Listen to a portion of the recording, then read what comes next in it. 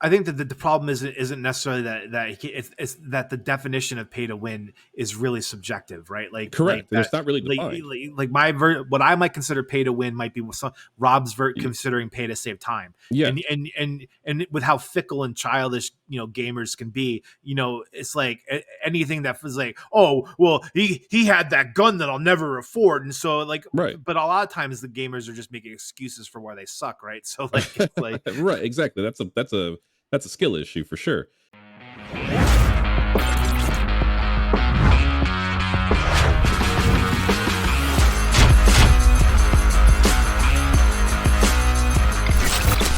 welcome to Around the Corn, presented by the Knights Guild. Thanks for tuning in.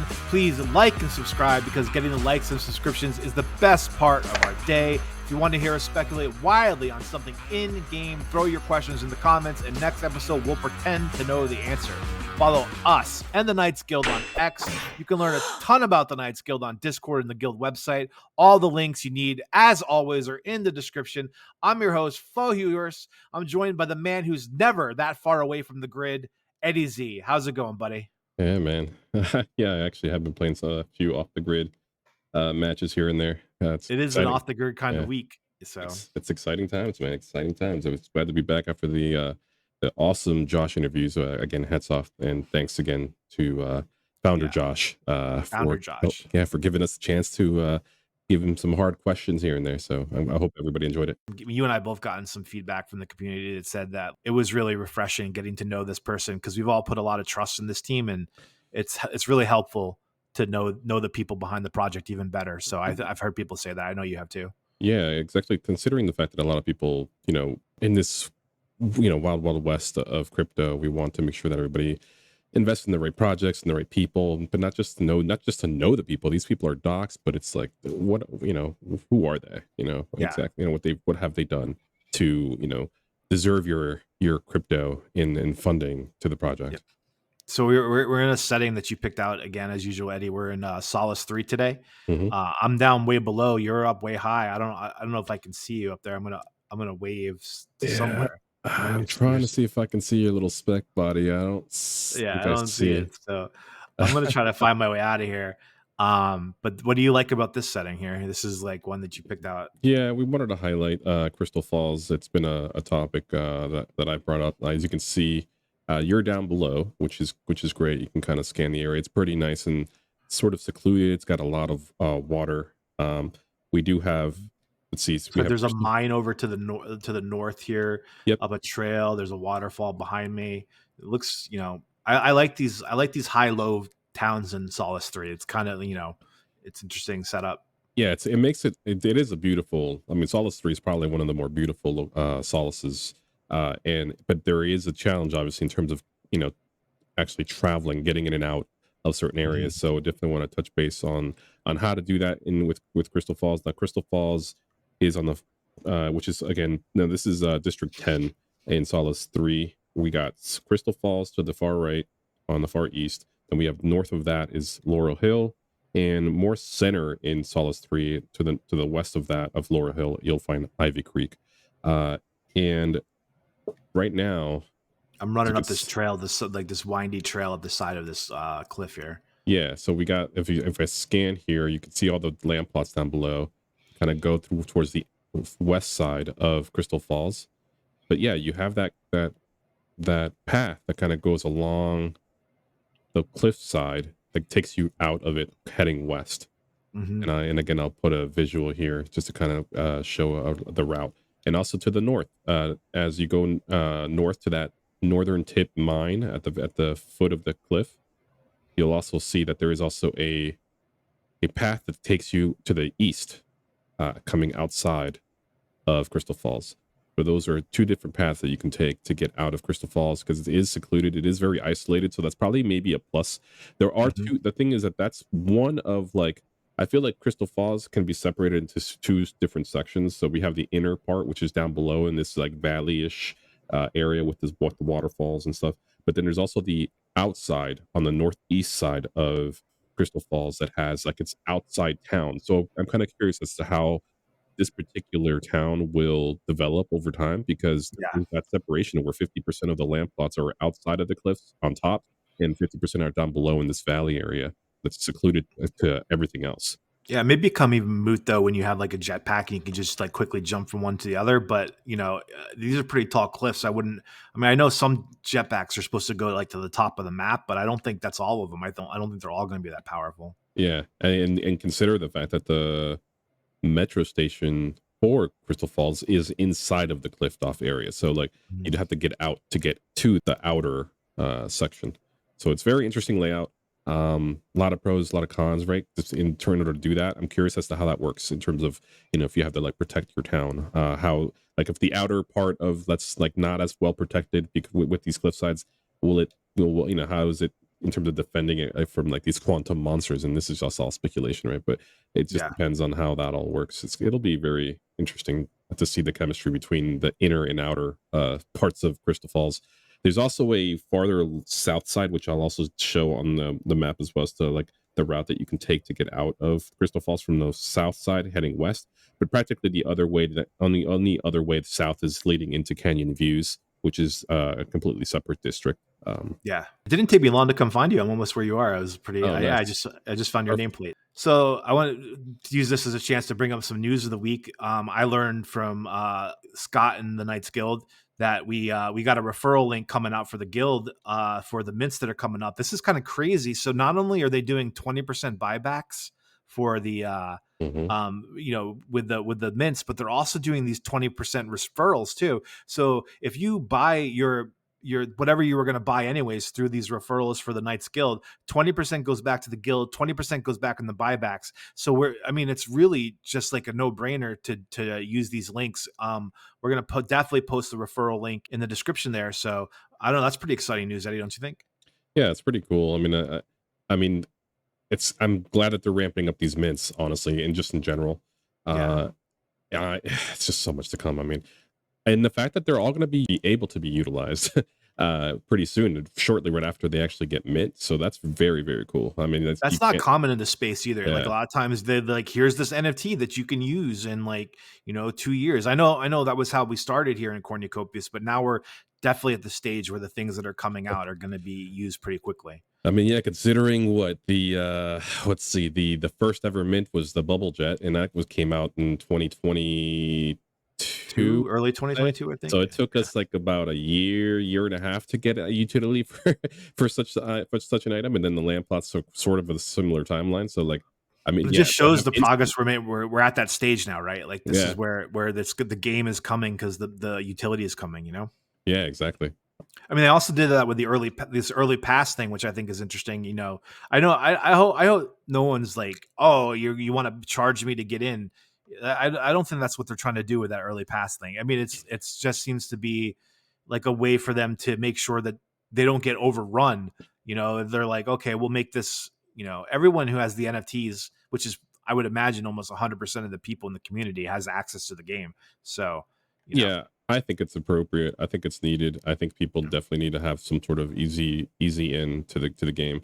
yeah. Us crypto bros, we've already, we're already locked in with like all our ADA assets, and I mean, I can't complain. I'm really happy with the progression. I think there's more expansion to be made, and I think one way to, as Josh had pointed out during our interviews, like what's really going to showcase that this is a success is user activity to go up. So He almost hinted about it too in the last COPI Café, where he's like, where he didn't come out and say it, but I thought he almost said it. So I don't want to put words in his mouth, but he seemed like he implied that maybe the traffic to the website had been growing because they said that what they said was they wanted to have that play now button on the website. And then mhm. he started talking about like, it's like, I could show you that the traffic to the website has been what it is.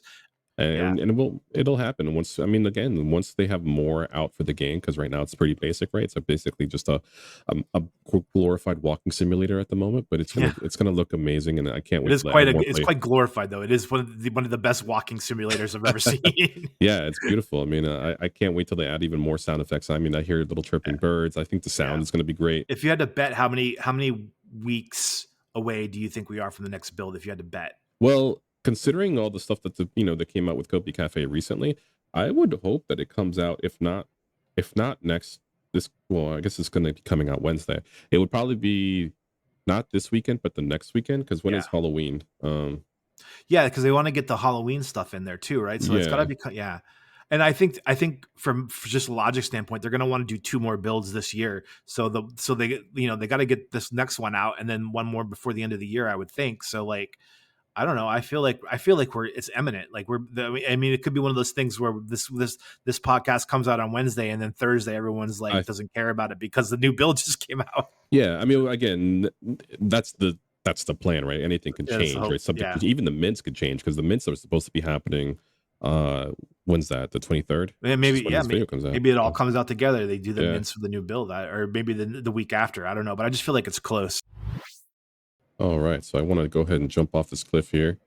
We don't have All right. jetpacks, but and we're not going to be able to. There's no fall damage, so we're not going to break any ankles. Oh my god!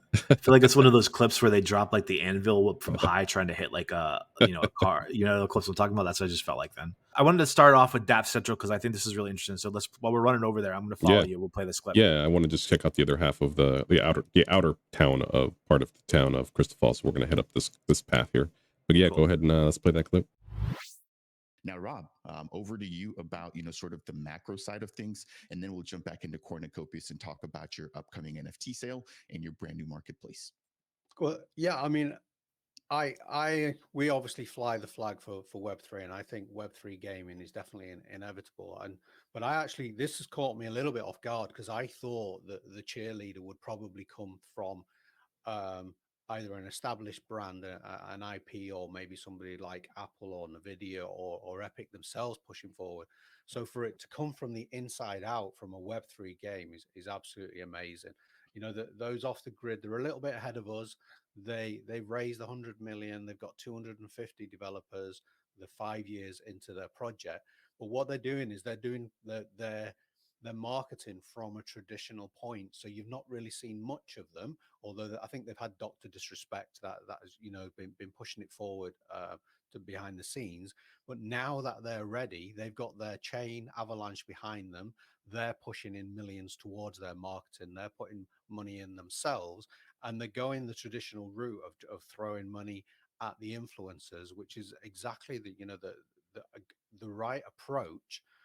And what we're seeing off the back of it, apart from the interest, is I'm not seeing much pushback from it, but I am seeing the influencers making sense in their own words. So for example, people hear the word crypto and they automatically think, oh, that's going to be a scam. But they're not saying that now.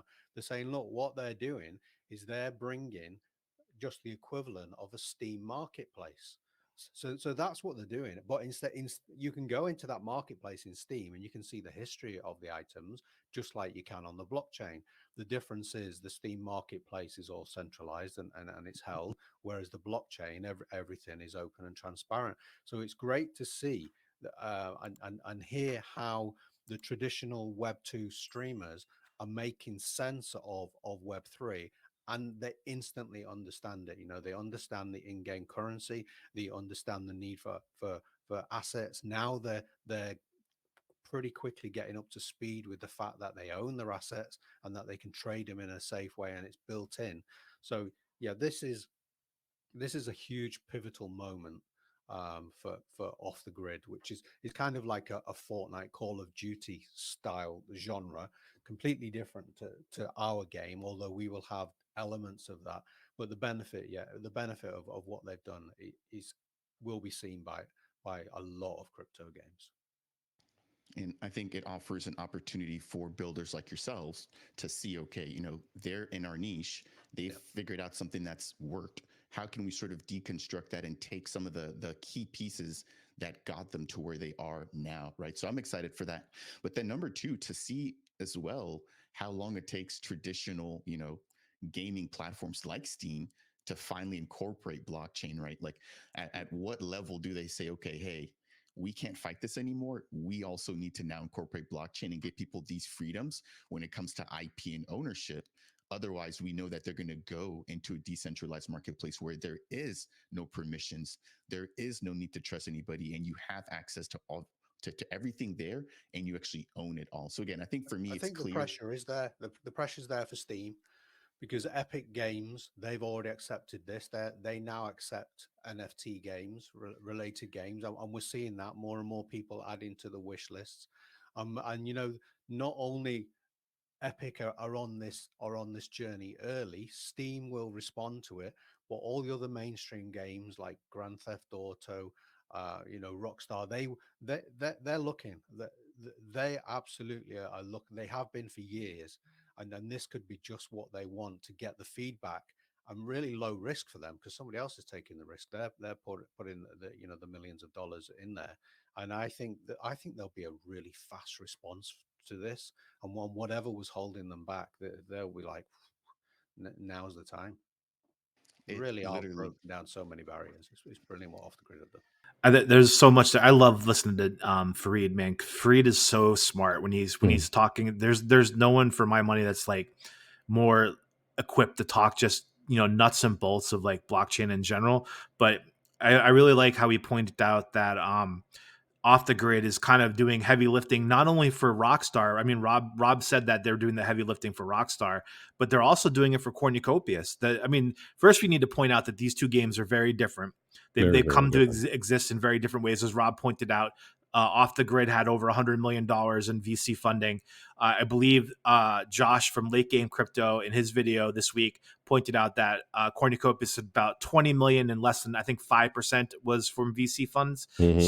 So they're not apples to apples, but they're coming from the same kind of birthplace, and they are doing some important heavy lifting for not only Cornucopias but all of gaming at large. Don't you think? Yeah, it's it's awesome to see, honestly, and the fact that they got mainstream streamers involved in streaming the game. It's pretty awesome in terms of like the Tatman, Shroud, and also Ninja, of course, of all people. There was also a video that I saw of a person who really was like, the video was something like, Off the Grid is a scam. This is the worst thing that's happened to gaming, and I will never support it. No one should support Web3 gaming. And I was like, kind of like taken off because all of the knowledge that this particular video content creator was taking was from like old information.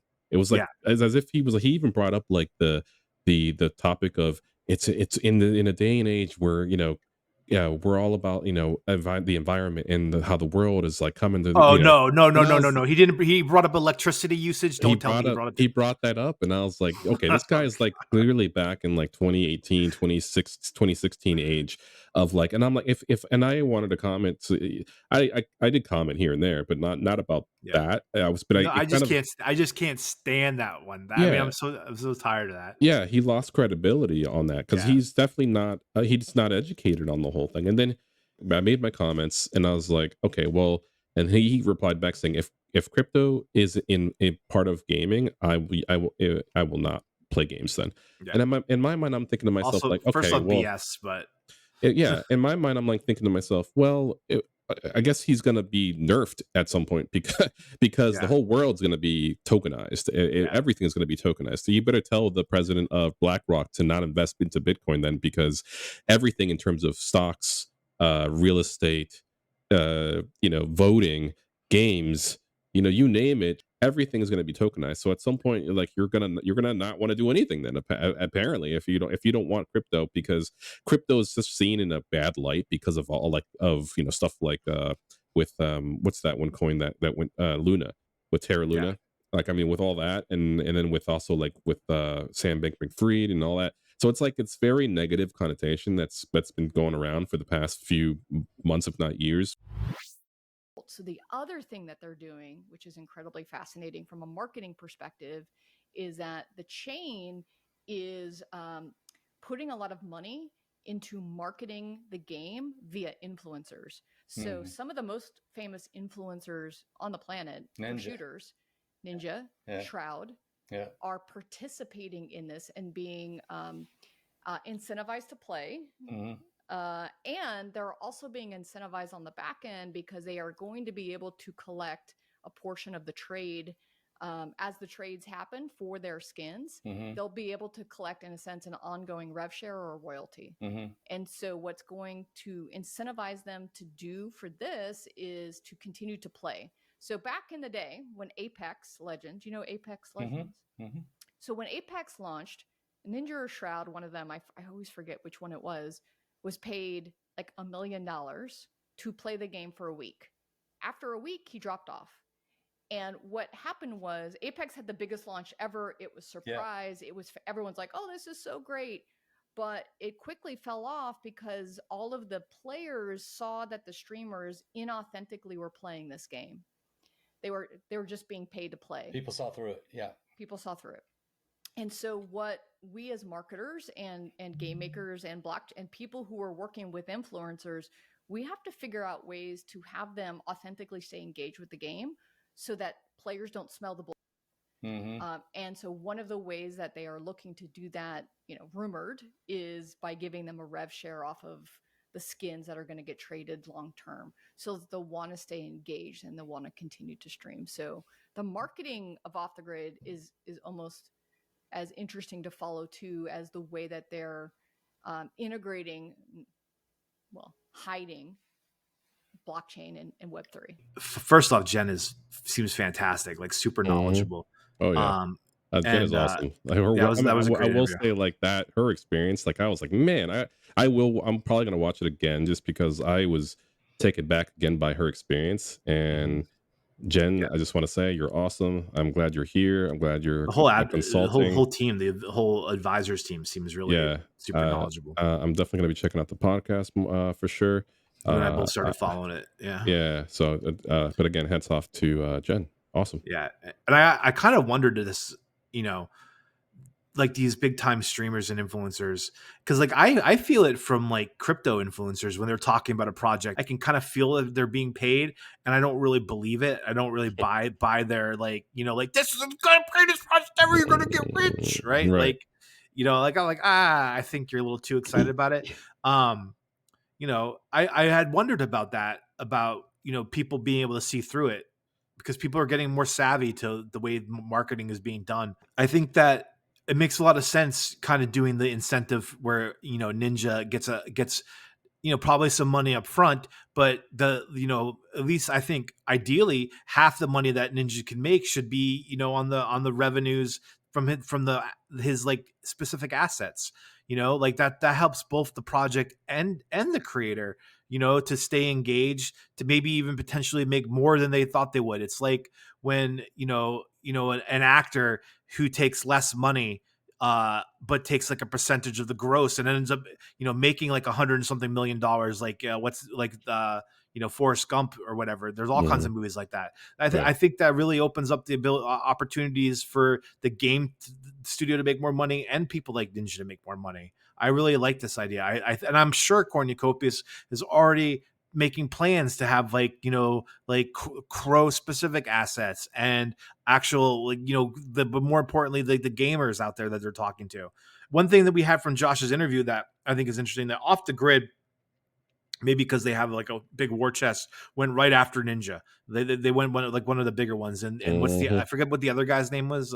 We have Tim the Tap Man, which honestly has a bigger YouTube, bigger YouTube following. So, but one thing Josh talked about was like the levels that they don't want to go to these top notch people right away, because if they don't like the game, what they can say can really hurt it. They want to start out with the smaller ones. And I think that's a difference than Cornucopias has already decided, that they're not going to jump into like Ninja. And maybe this is better. Maybe this seems like it's more authentic, because maybe people, if you have never heard of Off the Grid and the first time you hear about it is Ninja talking about it, you might be a little skeptical. But if you start off with these lower level guys and you build up to someone of Ninja or Shroud's caliber, then maybe when you hear it, you don't, because half the comments on Ninja's videos are like, "Oh, you're full of crap." I hope you love selling out. And then some people are like, "Oh, the game looks really good." Maybe you can mitigate some of that by starting off slow. Yeah. There were definitely a lot of mixed reviews. I mean, I still think it's worth it. I do watch. I mean, full disclosure, I watch Ninja when he's playing Fortnite. I think he's one of the best streamers out there. Very entertaining. He has his own personality. Yeah, he's got his own personality. Not everybody takes a liking to him, but I like Tim the Tapman as well. He's got a really good, great energy. So I think those are. But I agree that you have one shot typically with gamers, and in the end, as long as you're like fully transparent with how things are going, because one thing that people don't understand is like there has to be a way for the company to make money, right? And one way to do it is through ads. And I think one way that ads are run on Cornucopias are pretty not in your face type of way, right? Like where you have, like, for example, like one example that I is Toledo Valley, right? You have all these different marketing billboards and signs everywhere of different things It feels so natural. yeah, as examples of how you can probably do ads in this game. Hell, I'm curious if there would even be like certain ads that could be done in the land plots right around this area. Like if certain buildings would be able to have certain ads that they want to have because they can contract that out if they ever wanted. Do you guys want me to hop on? If you guys want to start, As you we can can see, just we've start. only walked away I mean, for we're on, brother, if you want, but a you know, minute, it's totally up to you. and there is significant progress. All right, then I'm coming. Here I come. Let me go tell my boys I'm hopping on. Come on in, dude. We need to raise the Yeah, stakes. here I come. Nah, it's good to go. It looks cool. Let's get it out on the island. We have story-driven missions in the middle of the Battle Royale. What am I watching here? Are you really going to say nothing in defense of this despicable island of depravity that you are personally responsible for? What the? Oh my God, am I going insane? What's going on here? Welcome to the world's first real Battle Royale. You think you're tough? Sign up. Come on down to the island. Come test yourself for real.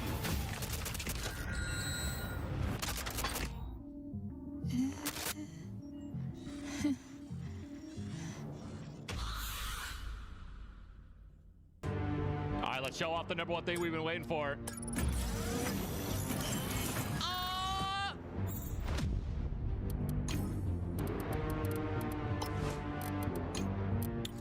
Oh, baby.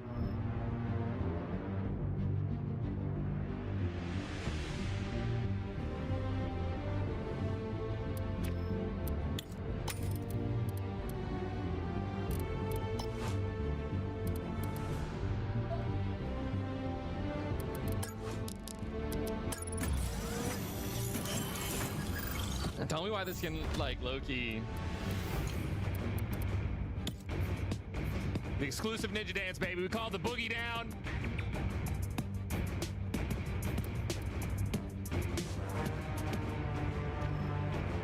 I don't know who has the better dance, Eddie. Cornucopias's dance. Let's take a look, or the shuffle dance or the boogie dance. I mean, I don't know. The boogie dance looks pretty good. I gotta admit. Yeah, we can catch his eye if we put the boogie in here. He'll probably like. He'll probably play it. So I know who Ninja is. I've never really watched him before. That's my first introduction of him. The trailer. So obviously we're a really different game because I had to edit out a couple F-bombs in that trailer, and then there's still some more in that. So it's obviously a different audience for the game. But the trailer is pretty exciting, I think. What did you read your general feel of the clip we just watched? Yeah, I mean, I was thinking about the player base just because it is not, off the grid is not family friendly, for sure. But I do think that Cornucopias should also lean towards that as well. I mean, I understand that they want to be somewhat family friendly to an extent, but it also depends on what family friendly means to as well, because we are fighting. We are going to be having first person shooter games at some point. I mean, it's not like people are going to be hit by these laser guns and just faint on the ground like Pokemon. Right. Well, maybe now is a good time to bring up, totally randomly. I don't want to change the subject too quick, but Knights Guild has a catalyst proposal that they're putting forth for using Midnight on Cardano to make player ID system to be able to verify age and stuff like that. So when there's a system in place that's like that, we could then do like we talked about before, is maybe gatekeeping more mature content in the domes, in a way that keeps Cornucopias family friendly, because there's no real way other than a parent stopping a kid from buying a game to really gatekeep it. That's a real potential advantage of Web3 in the future. So anyways, no, to your point. Yeah, no, I want to get it out there that the Knights Guild has got a few proposals up there that we're going to be talking about in the coming weeks. So yeah, that's a great point. I mean, it's all because I've always wondered, because we don't want to go ahead and limit ourselves to being family friendly, because I mean, they do it, and also Off the Grid just kind of does it also in a very comedic way as well. So as long as it just depends on how tasteful it is, right, in terms of how you Yeah. do it. So But it's interesting because like the whole dystopian future to me has always been it's a kind of an intrinsically like an adult theme. I've gotten so used to it over the last 20 years. Like the end of the world apocalyptic environment has become like such a huge part of like, you know, almost every year there's some kind of apocalyptic dystopian end of the world type movie or show, you know, starting back all the way back when Walking Dead was started to where we are now. But it's become so accepted and commonplace that it's become, you know, digestible to kids, I think.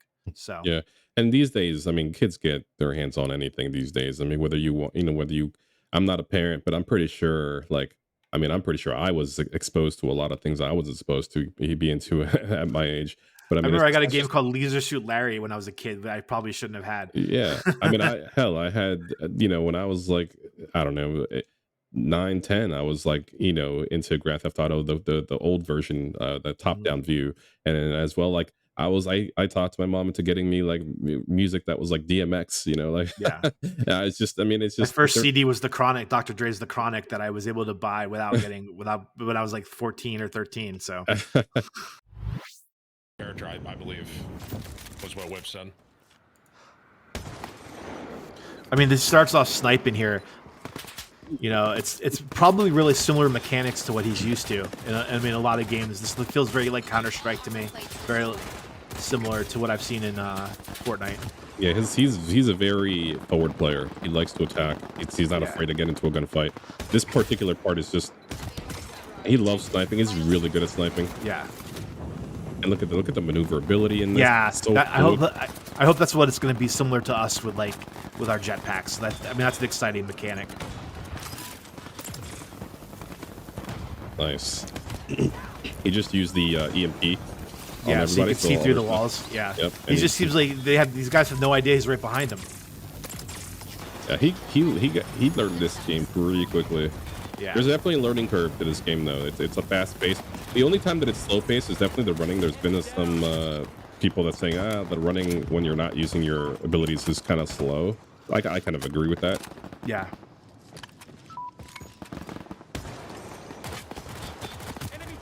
Like that. He's just wiping people out. Yeah. I'm looking at the wrong mark. So here's like a load-in screen where you kind of start. This is my favorite part of the whole clip, though. Terrible, John. I lost my leg. Oh no! Yeah, there you go. You lost your legs? He lost his legs. He's like, oh my god! And he can't get him back. He's repairing. Oh, we're dead. We are so There dead. you go. I'm coming back. Nah, bro, let me cook. You got him back. You got him back though. Yeah, yeah. It just takes some time. Well, here he picks up some kind of random arm that he attaches. So Yep. I don't know. I mean, you probably know because Ghost playing arm. it. Yeah, It's the ghost arm where it's basically a camouflage, so you can activate it and you become invisible. And Oh, so he uses that in a second when he's getting sniped. Come on. I can try. Where is it? It was. This is the part that's slow. You see the running Yeah. right here. So this is the part where Yeah, and he went There you go. invisible Oh right my there. goodness, dude. What is going on? We should be invis. We should be invis. if you're a pro gamer though, like I will say that that's not the best arm to use, but I mean it's legit. It still works though on occasion, Yeah. especially So for long I mean, distances. but you know, we start getting it's going to be interesting because like I do think Off the Grid, and you and I have no idea what the gameplay is going to be like exactly. We have the racing. I think the racing is very filmable, especially if we can make the vehicles a little bit bigger, and if we can and when you have like more people racing at one time, there's like that's like a really good streamable content.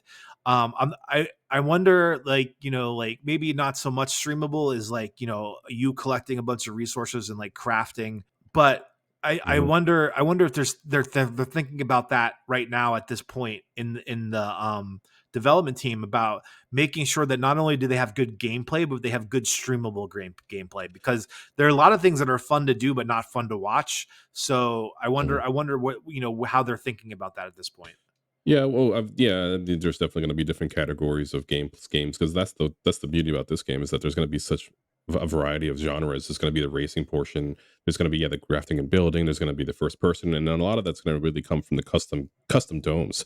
So there's way more to come that I'm really more excited. I mean, I'm excited for the overall experience, right? But I also can't wait to be able to tinker with custom domes and being able to create your own, taking the dev kits and start making and creating maps and worlds and rules in terms of how things work and guns and Mhm. I'm curious how the guns are going to work because that's going to be really a key for Yeah. first person And it's gonna be shooters. so different from off the grid. I mean, Yeah. it's so they're I mean, you can almost imagine like an old like Winchester type rifle being like really like prevalent versus like a futuristic gun, you know, kind of Hmm. things. So, Exactly.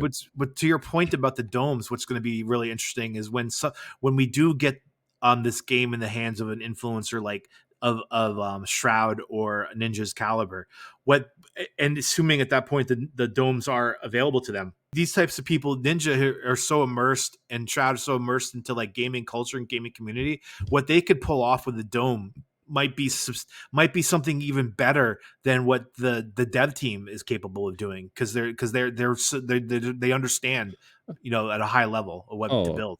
100%. It's just like you just give them the tools. It's like painting, right? You just don't know what they're going to be able to create. Something that they never would have thought was possible, right? So Yeah. like that's something that's going to be amazing. I mean, hell, they even the team right now didn't think that like stuff like guilds would come out and us as in terms of like creating around the corn, right? Like Yeah. I mean, all of this is just coming because we're all on board with what they're doing, and we're just taking it and running with it. So like I can only imagine what it's going to look like in the future in terms of content creators. It's there's gonna be a lots of things to do and view Yeah. in this game. I mean, back to what Jen said about, you know, get the skins for Ninja. I mean, you give Ninja a skin that's kind of cool and does a dance. Hmm. Imagine what you do when you give him a mythic, you know, dome that Oh like a yeah. mythic large epic dome where you're like, all right, you know, Ninja, do you want to come here and work with our team? At that point, maybe they've broken down the Cornucopias team into little pockets where they're helping him develop his. Do you want to build your own map, your own, you know, what's the Hmm. perfect shooter map? How can we help you? Well, we'll give you these tools that you want to add to the tool. Like at that point, the level of engagement for someone that's like a Ninja and Shroud's caliber is going to be so high because it's not just now it's like here's this map and every time someone goes to their dome they're earning revenue from it, right? Like every single time, like that kind of engagement is going to be so much bigger than what they're already doing with off the grid. 1,000%. This is the beauty of Web3. It's just the fact that at that point, I mean, like Ninja could technically have his own event that he could have, and where it'll raise revenue for himself and for the Cornucopias team because of the obviously like royalties involved in that, right? Too as well. But like Ninja, that's another revenue stream for Ninja. I mean, that's just like I mean, in a world where certain people think that why should people start funding these like really high end, like these stream streamers out there? That's the one thing that's an argument that to be made these days. It's like why not focus on watching the streamers with less viewers? Well, it's like and forget the older ones. Well, I mean, me personally, I actually kind of liked Ninja just because of the fact that he's an OG in the space and that he's the one who first really did it and kind of made it possible for everybody. He opened the gates for a lot of people out there, Yeah. including It's a quality stream too. Like you can't like it's a really good stream. yeah. And honestly, like when it comes down to like and going even further back to an earlier discussion in terms of NFTs and off the grid with like their marketplace and it's being shut off right now, even if it were to be turned on, it actually doesn't. I mean, it's not like you're making much money. I mean, for people to start like really nitpicking about people, it's a scam and you can make a scam off what? I think a gun for a legendary gun, I think it's like 8 cents. Like, I mean, it's something like in the terms of like 10 Wait, that's what the to get a gun on off the grid I is eight mean, cents. the gun tokens aren't that much. I mean, again, because again, it really just depends on the value, right? And what people perceive as a value. And of course, it's all tied to the gun token, the guns token. So, I mean, all in all, right now, you're really not, there's not money to be made. And I don't think anybody's expecting to make money in a game such as like Off the Grid, to be real honest. So I've been doing something like kind of just like for my own benefit, like reviewing and writing reviews for like Web3 games and stuff. Like Mhm. one thing that I've been learning and doing this because I wanted to educate myself about other Web3 games is for me like for a Web3 game to be truly what I want in a Web3 game. there has to be like this potential of earning, right? This potential of rewards. Mhm. Now there are lots of games that do like all kinds of options with rewards that are very similar to like Web 2, where you complete a quest, you get like these things. There's no economy. None of these games that I am looking at have not only do they not have an economy. Now, Wild World has a plan for an economy, so I'll exclude them from this. They don't have an economy yet, but most of these games have like where like here's an NFT that you can use in game. It's like it's really just a skin. Here's some weapons that you can own the NFT. Here's some vehicles you can use in the game, right? Okay, but there is no creation of supply and demand. There's no there's no plan for this overarching economy that I deeply want in my Web3 game. And so this is one of the things I've had a concern about, is that this is not an easy thing to distill down into like a really marketable, sentence. So like it's for me, it's like that's the challenge of the marketing for this game. It's to give it the explanation it deserves. It has to be kind of a longer explanation. But like, and off the grid, they don't own land. The rewards that they earn are not things that are meant to be like, okay, you can build up to this and maybe potentially earn more than you're putting into it. There's no promise or hope of that in these games. Do you think that's true for or off the grid? It's not intended to be that. Yes and no. I mean, it's because it's too early to tell. I mean, again, this is kind of why Off the Grid is such an important game at this point in time, just because we don't know. I mean, I'm pretty sure everybody, not just Cornucopias, is looking at Off the Grid as the guinea pig, right? Because we it's kind of, I mean, it's probably the bad part about being first is hey, we get to see you make mistakes, because it really just depends. There's always got to be some level of degree of pay to win in any game that's an MMO RPG. There's always something, because there's always like there's degrees of it. So I don't think it's like a, hey, it's like pay to advantage, but like it's not like pay for an advantage, pay to save time. Yeah, I think that the problem isn't necessarily that it's that the definition of pay to win is really subjective, right? Like correct. Like it's not really defined. What I might consider pay to win might be what Rob's considering pay to save time. Yeah, and with how fickle and childish gamers can be, it's like anything that was like, oh well, he had that gun that I'll never afford, and so like right. But a lot of times the gamers are just making excuses for why they suck, right? So like, it's like right, exactly. That's a skill issue for sure. Yeah. And my thing is, like, for example, with land plots. Okay, yes, a land plot owner can go ahead and spawn in the game. Cool. Like, they get better spawns, whatever they might, whatever. Is that an advantage over over a free to play player who starts off at the sector hub? I mean, maybe. I don't know. I mean, I guess it just really depends on what the objectives are in terms of what do you consider actually winning in this game. That really, I mean, is there an end game to this whole thing? Like, is there is it really giving that particular person, a land plot owner, a significant advantage for someone who's not a free to play player? I don't think so, though. Like, that's, to me, doesn't seem like that, though.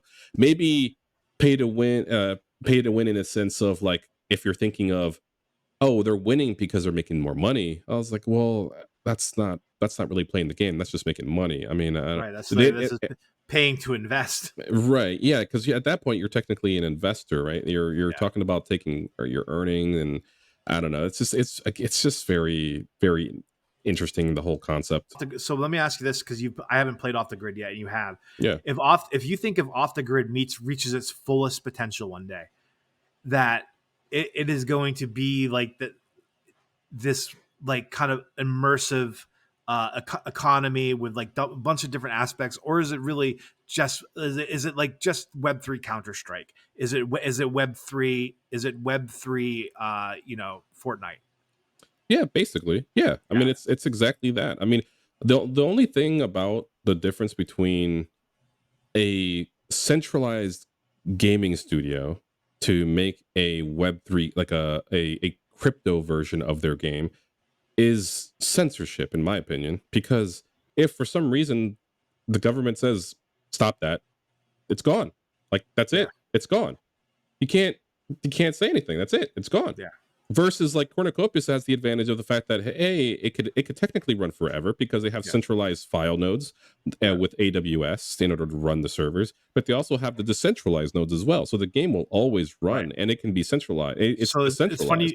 It's funny you bring that up because when I'm looking at other games, one of the things I always check at is to check to see if they have a plan for nodes, if they're implementing nodes, do they have the tech for nodes? Because for me, a game has to have a system of nodes for it to truly be Web3, to truly be decentralized. Mhm. And so while I, this is not me throwing shade on off the grid. This is me just conceptualizing the differences that I see in what I consider a game like Counter-Strike to be simply a Web3 version of a Web2 game, where I really see Cornucopias as something completely different that's ever been built before. I'm biased. You're biased because we're in this, you probably feel the same way as me. But I've tried to remove my bias, looking at these other games to see objectively, is this game something that I would consider truly revolutionary, truly different than anything has ever been. So I've been searching for it, and I don't see it out there. A lot of people talk about Wilder World because Wilder World has a similar promise to Cornucopias, but to me they seem to be way much further behind the Cornucopias. And so I'm just always on the lookout because I've yet to find anything that compares to my one true love of Cornucopias. You feel the same way, I'm sure. Yeah, I mean, and the great thing about these file nodes is that it's not just tied to that. I think Cornucopias can, again, as we talked with Rob, is that it can become at some point like a Steam competitor, and it's going to aid in the indie game, and all these also not just Steam, but like all these other big gaming studios such as Activision and Microsoft, just because they're buying all these studios up, and guess what's happening? They're all getting laid off, and just the games getting shut down. And it's like, for what? For why? Like, why are you? It's just money, right? It's money. Yeah. It's versus like for these indie studios to rather instead, their other solution would have been to reach out to Cornucopias. Let me use your file notes so that I can run these games. And it's great because like even in the Cardano with Paul interview, which hats off to Cardano with Paul, like Rob explained the fact that that they're great now for every time that there's an installation of a game, it's like $2 and some odd cents in order for every installation. Once these nodes are out there, it's going to offset that cost. It's going to reduce that cost. So just imagine that. That is awesome. That is huge. That means that they're actually not having to spend the money on running those servers and focus their revenue or their invest money into other things. Hey, that was another good podcast. I'm glad we got talk about all the stuff that's happening. As always, I love to end with your final thoughts. You got anything to add to the discussion today, buddy? Yeah, I mean, just going back to what you had mentioned earlier about the referral link to for the Knights Guild. Yes, definitely. So definitely check out that as well in terms of and also the proposals that that they're in terms of kind of paving the way to give us better technology for just the gaming industry in general. Yeah, especially on Cardano. Yeah.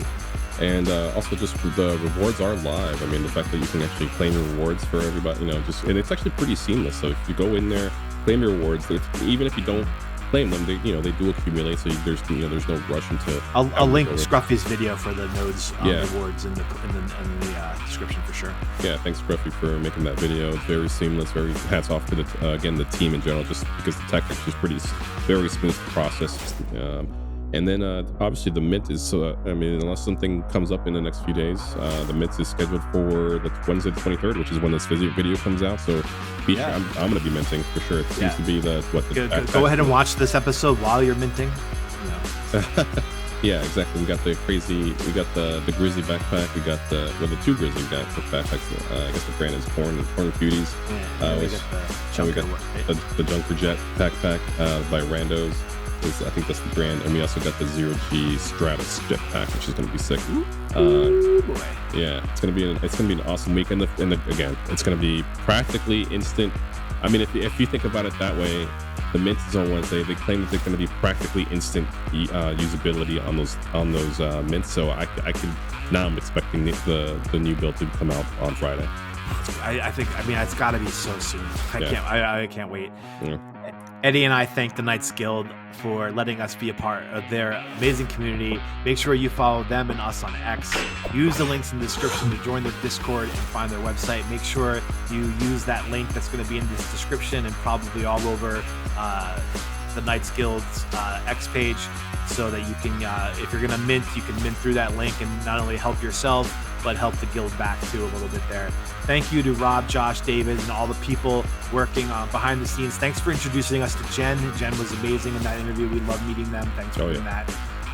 And we're going to be here celebrating next week for the next build, hopefully, or whenever it comes out. Finally, please subscribe to Around the Corn's YouTube channel so you don't miss next week's episode. Until then, you will see Eddie and I around the corner.